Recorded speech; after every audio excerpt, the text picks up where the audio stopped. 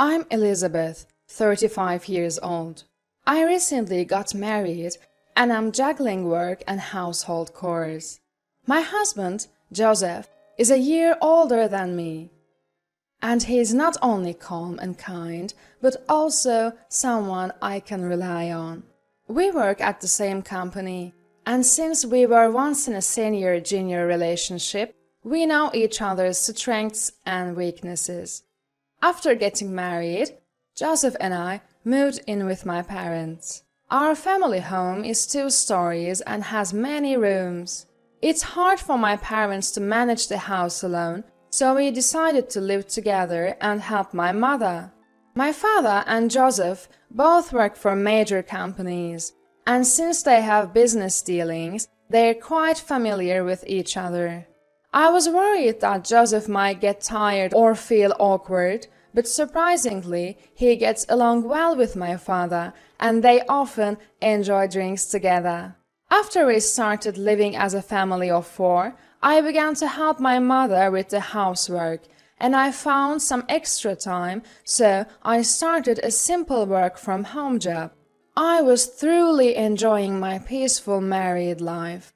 Then, one day, my brother Robert came home with his wife, Mary. They both looked tired, and we all warmly welcomed them. Our apartment burned down in a fire. Are you okay? It happened while we were out during the day, so no one was injured. Even the guy who was smoking in bed only suffered minor injuries. Everyone was relieved at my brother's words. But here's where the real story begins.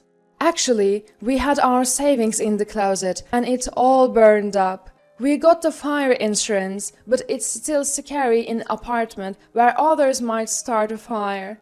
We want to live in the single-family home. There's room to spare, right? Indeed, when I was young, about 10 people, including relatives, lived in this house. There are many vacant rooms, so it would be easy to accommodate my brother and his wife. If that's the case, we welcome you, my father said, and my brother and his wife looked relieved.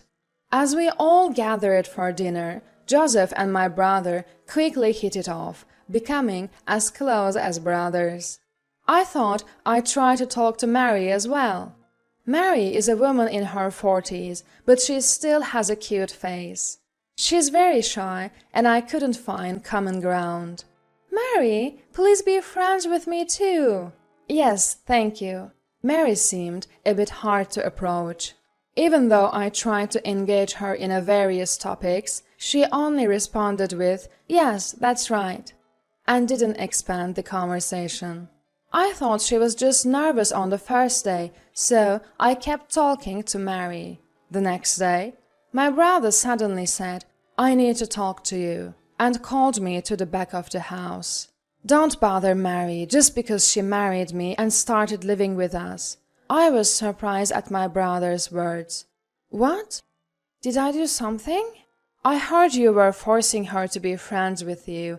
Mary is not good at that. I see, I'll be careful. I felt lonely, but if Mary was uncomfortable, I couldn't help with it. From then on, I tried not to get too close to Mary. I would talk to her if necessary, but otherwise I wouldn't. I have that kind of relationship with my father, so I thought that distance would be fine with Mary too. Then Mary started to approach me. Hey, are you ignoring me? No, I'm not ignoring you.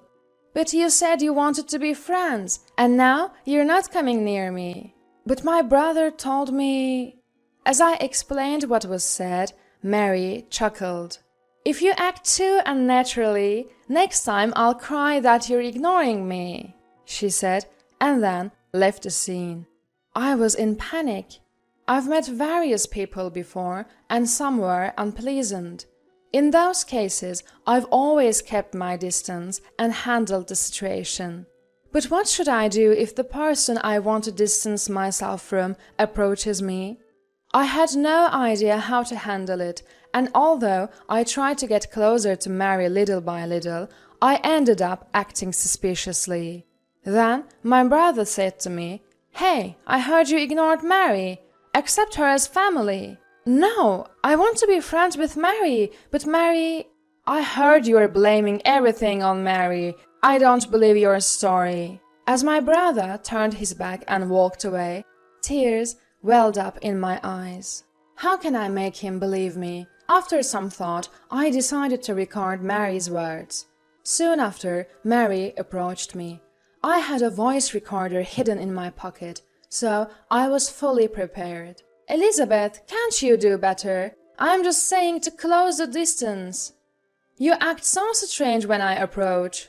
But if I talk to you, I'm accused of forcing a relationship. And if I keep my distance, you say I'm ignoring you. I don't know what to do. Just do as I say. If you quietly listen and obey, I won't say anything. Mary chuckled and went somewhere. Afterward, as expected, my brother came and said, "What did you do to Mary? She was crying that you were harsh to her." Until now, I had only felt bad, but now I was prepared. Listen to this recording first. I took out the voice recorder and played the conversation between Mary and me. But my brother criticized me for recording it. You think you're right by doing something so sneaky. What?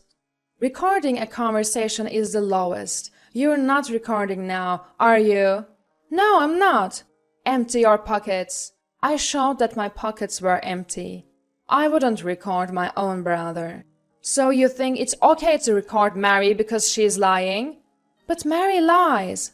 Mary is my wife. I understand if you're upset that a stranger has come in, but you're an adult, so stop acting like a child. My brother gave me a cold look and left. I was only hoping to resolve things here, so the shock was great. I knew I couldn't let things continue like this, so I decided to consult with my parents and Joseph. I was a little scared, but I let everyone listen to the voice recorder. I thought they would blame me for recording, like my brother did, but they said, "I've also felt suspicious of Mary. What is Robert doing while his sister is suffering? Yes, that girl pretends to do housework but slacks off. She's a cunning child." My parents listened seriously to my story and voiced their dissatisfaction with Mary. Robert blamed me for recording. He said I was sneaky. Then Joseph tightly grasped my hand. "Elizabeth must have felt so hurt by Mary, right? You wouldn't have recorded anything if she hadn't treated you like that." "Don't worry. I'm on your side, Elizabeth." Hearing Joseph's kind words, I broke down in tears of relief. Afterward, my father and Joseph seemed to have talked to my brother. When they explained that Mary was also at fault, my brother had no choice but to agree. And on the surface, my brother and I made up, but I had lost my trust in him. In the past, my brother was always on my side, no matter what. I understand that his wife Mary is important to him now, but I can't trust him anymore since he blamed me, even though it was clear that Mary was at fault. After that, Mary continued to target me, telling my brother behind my back, "Elizabeth did this," every time something happened. The problem surfaced, my brother blamed me, and I denied it. Then my parents and Joseph would defend me, and this cycle repeated. After this happened several times, my brother glared at me with hateful eyes and yelled at my parents and Joseph. "You are defending her? I am disappointed in you, Dad, Mom, and Joseph." Mary stood behind my brother with a victimized expression, and the rest of us were dumbfounded by her. I then started to stay in my room because I had work from home. My mother said, "You don't have to do housework, Elizabeth. Stay away from Mary." At this time, my parents were also telling my brother and his wife to leave the house. We can't keep people who cause problems in the house. "You mean Elizabeth, right? Kick Elizabeth out." "Are you serious? I'm talking about you too. I'm the eldest son and heir. It's natural for us to stay in this house, right?" "We don't need an heir in this house. I just want to live peacefully. It was fun when it was just the four of us, Robert, but everything changed when you came. I accidentally overheard my father and brother's conversation, and I began to think that if this problem continued, I should be the one to leave. Then a decisive incident occurred. While I was working from home in my room on the second floor, I heard a loud noise as if something had fallen down the stairs. The stairs were right outside my room.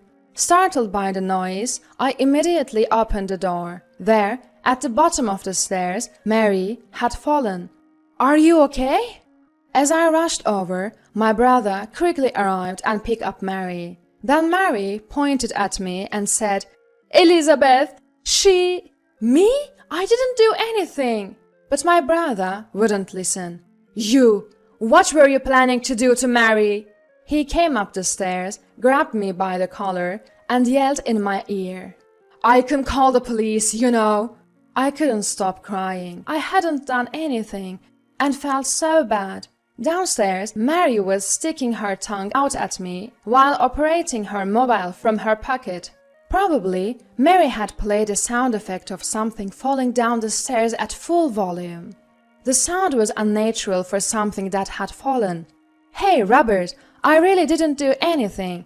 Instead, check Mary's mobile phone and see what Mary just did." "You are blaming Mary? You're the worst. Stay away from Mary. If you come near her again, I won't forgive you." My brother glared at me with eyes full of hatred.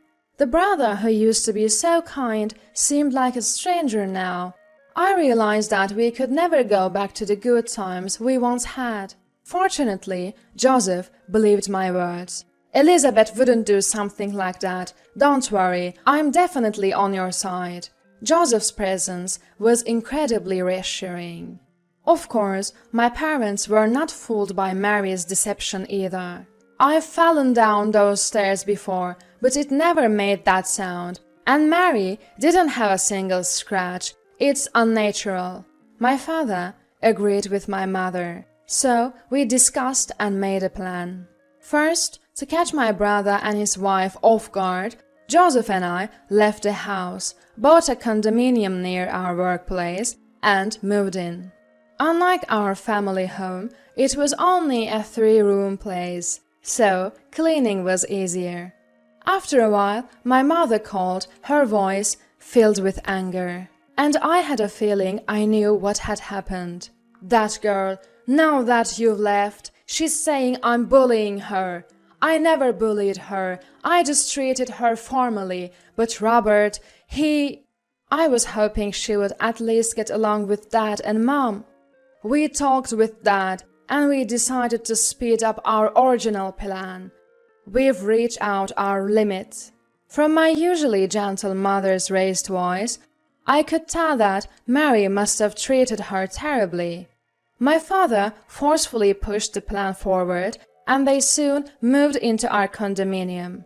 My father was furious, saying, "That guy's no longer my son. Joseph is my only son. Elizabeth married a good partner. I'm counting on you from now on." And he drank with Joseph to lift his spirits. Soon after, they put our family home up for sale and told my brother, "We've put the house up for sale. If you want to continue living there, buy it at the listed price. If you can't, leave by the end of the month. If you want to stay, buy it at the listed price." My brother's desperate voice came through the phone, not easily accepting my father's words. The family home sold for less than expected, but it still fetched around $27,000. My brother and his wife, who had lost their savings in a fire and had been spending freely while living in the family home, couldn't afford that amount. Moreover, my brother had apparently gone through debt, restricting without our knowledge, so he wouldn't pass a loan review. Mary hadn't been working for a long time, so getting a loan would be tough. Knowing this, their words about not depositing their savings in the bank but keeping them at home started to seem suspicious. Soon after, my brother came to us for help.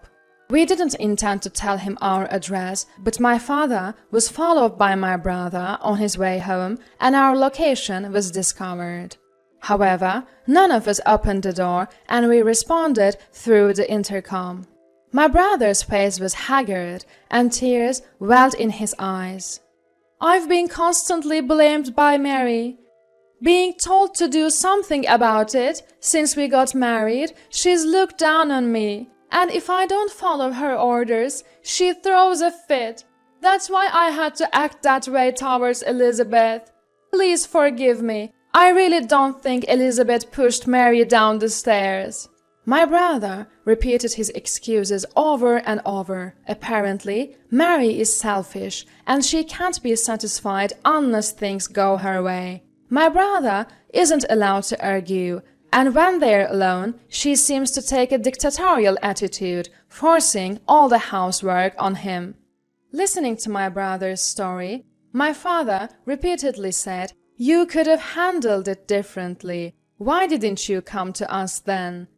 Showing no intention of forgiving him. I thought it was bad enough with Elizabeth, but my wife suffered too, and I can't forgive you guys. You chose to side with Mary, right? Then you have to act like a man to the end. Well, wait. The house thing was Mary's idea. She said if we kicked out Elizabeth at Mom, Dad would give it to me. I told her many times that Dad might sell the house. My prediction came true, and Mary gets irritated every day, taking it out on me. Help me. I'm a victim too. At least leave the house to me. A gift during your lifetime is fine. I don't need any cash. None of us sympathized with my brother's desperate plea. My father yelled into the intercom, "If you are going to say that much, bring Mary here. I have nothing more to say to you." Then my father hung up the intercom. 2 hours later, my brother returned with Mary. Apparently, he couldn't persuade my father and must have been scolded by Mary. His face was red, as if he had been crying. Mary had a sullen look on her face and taunted, "Are you so poor that you can't even give your son a house?" A vein popped in my father's forehead, but he took a deep breath and explained to Mary, "We value family above all else. Joseph takes care of Elizabeth and us, so we trust him. But what about you? You falsely accuse Elizabeth, who did nothing wrong. Fortunately, none of us believed you, and you even tried to do the same to Mom. I don't want to recognize you as family. I have no intention of giving you the house. At least apologize to Elizabeth and Mom." My father conveyed his earnest feelings to Mary, but his words didn't get through to her. "Huh? I'm not in the wrong. The world has always gone my way. That's how I met a husband who listens to me. Shouldn't you all do the same?" I couldn't stand Mary's insolent attitude. "Hey, do you know how much I suffered being falsely accused?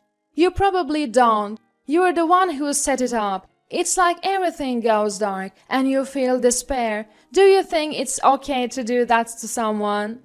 I'm the only one who's allowed to. It's always been that way." "Oh, really? Then there is not a single person around you who likes you, is there?" "Huh? There is. This guy." Mary pointed at my brother. No, Robert doesn't love you, Mary, anymore. Can't you see it in his face? What he feels for you is fear, not love. If you continue like this, you'll never be loved by anyone for the rest of your life." Mary's face, filled with anger, was directed at the camera. Even I felt fear looking at that face. So I conveyed my feelings to my brother. "Hey, Robert, are you really okay with this? The old Robert was brave, and if boys teased me, you'd come to help me right away. I always thought you were strong, Robert. Wake up already." Then my mother, who had come to stand next to me, raised her voice to my brother. "I don't think of you as my son anymore. I believe you'll wake up. If you stay with Mary like this, you'll only get worse." While my mother was saying this, Mary, looking confused, took my brother and left. Did my mother's words get through to him in the end? After that, my father really sold the house. It seems my brother and his wife moved into a cheap apartment. My brother was still under Mary's brainwashing, but he began to feel a little distrustful of her attitude. Our desperate voices seemed to have reached him somewhat, and he finally took action. Though all he did was to explain the situation to friends and co-workers, he received the same persuasion from them as from us, and the brainwashing seemed to gradually unravel. He finally understood how crazy Mary's words were. When he confronted Mary with a divorce, she demanded a lump sum payment of $90,000, and they began to argue, as my calmer brother told my mother over the phone. Divorcing over personality differences is difficult. It took my brother a year to finally divorce Mary. After the divorce, Mary's bad reputation spread, and no one wanted to deal with her. Apparently, she was already estranged from her parents and is leading a lonely life. I hope she never victimizes anyone like my brother again and stays quiet. After that, I returned to peaceful days. But because of Mary, I realized I could be falsely accused at any time, so I started taking measures to protect myself, like installing security cameras in the living room and entrance. Even if I can't trust my parents and Joseph, it doesn't mean that people coming from outside can be trusted. No one knows what can happen when. From now on, I'll research how to deal with false accusations so that my family doesn't suffer from them, and I'll teach everyone. I've decided to protect my family in this way. After all, I now have the most precious treasure to protect in my belly.